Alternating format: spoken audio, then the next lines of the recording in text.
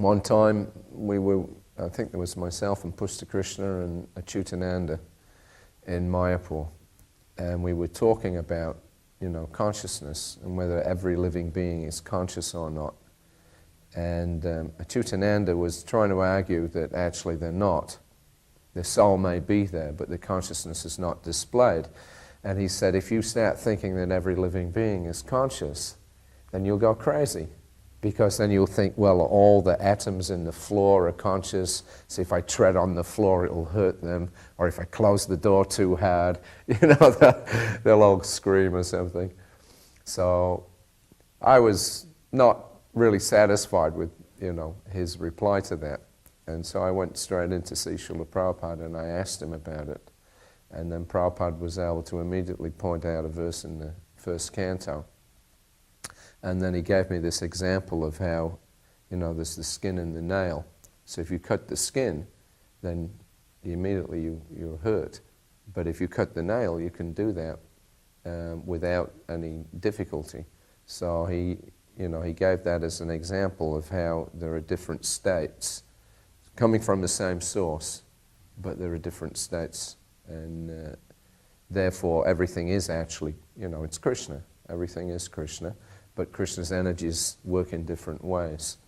So matter, spirit is actually the same. It's from the same source, but according to how it's used. So that was one question I was able to get cleared up there. In Bombay, I was cooking Prabhupada's, or cleaning after the breakfast, and I helped Diva Shakti. I made Prabhupada's breakfast, and then I was cleaning up, and that was...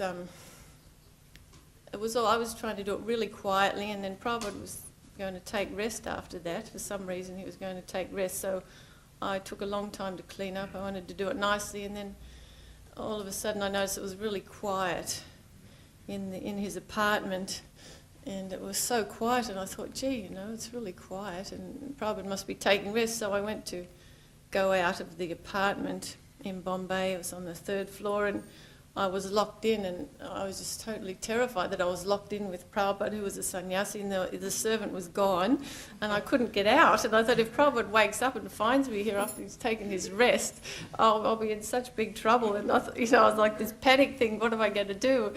Eventually I sort of went out onto the balcony and was waiting for someone to walk by, and I see someone walk by, help! Can you get someone to let me out? I didn't want to wake Prabhupada up, so I thought, this was the second time that had happened, because when I was in Sydney, I went to clean. They took me over to clean the apartment while Prabhupada went for his morning walk.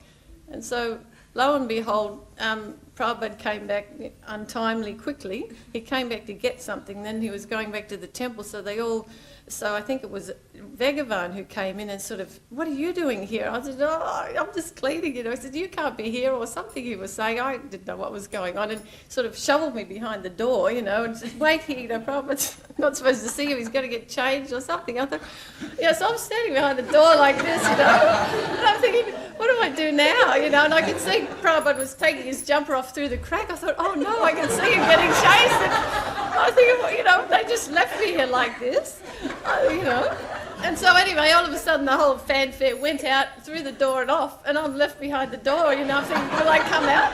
And they just left me there. And I thought, oh well, okay. So I thought, no, so it's just, I have this sort of lead of getting locked in Prabhupada's quarters and, not supposed to be there, and, it's just like the story of... it was hard for women in those days, because it was always like you were never supposed to be anywhere, but at the same time you're supposed to do all these things, And you're always supposed to be invisible, but... So it's really funny. Actually, before, when I heard I had to speak this morning, I have to tell you this one.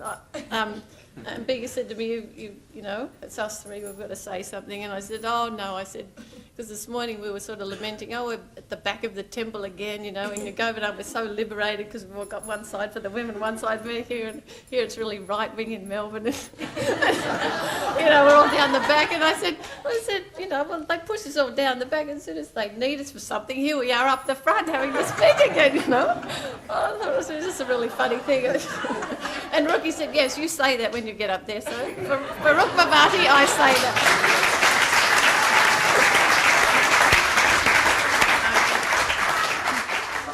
Prabhupada went to Scotland for the opening of the temple, and it was quite an interesting press conference. All these sort of, weary, hard-edged kind of journalists, cynical journalists mostly, had assembled from various Scottish newspapers. And Prabhupada had a connection with Scotland that most people weren't aware of at that time, that in fact he was educated by Scottish missionaries in Calcutta, the school he attended. So he knew a bit more about Scottish people in Scotland than we thought he might know.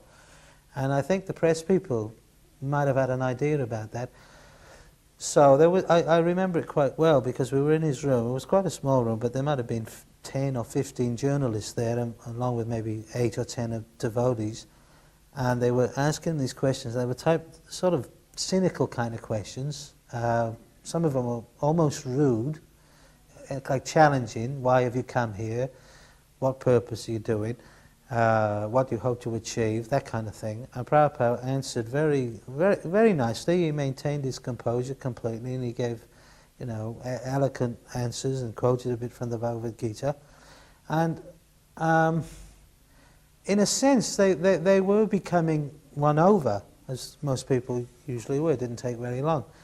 And one of the journalists, I'll never forget this, he became so either frustrated or didn't quite know what to ask Prabhupada in a kind of a offhand manner. He asked Prabhupada, he said, "So do you know everything?" Like that. And Prabhupada kind of took his time to answer, and he nodded his head and he said yes. But then he didn't just say yes like that. Obviously, he purported it a bit. He added a little something to it. But that was a classical moment, where that question was asked of him, and he thought, and he answered directly and honestly, and he just said yes. And then at that moment, there was like a feeling right throughout the room, amongst the devotees and amongst the journalists, that perhaps it was true. I mean, and after that, the whole mood changed. They became very light-hearted. We were walking back from that square near the British Museum, and there were only a few devotees there.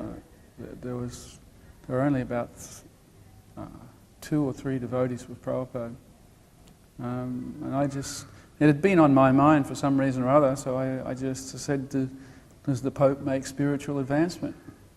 And he answered immediately and said, "Yes, because he's engaged in God's work." And we'd heard stories about the Pope doesn't follow the regulative principles or anything like this. So it was quite a surprise. But he was very definite about that he was engaged in God's work. And I thought about that for many, many years, actually. It's quite an interesting subject.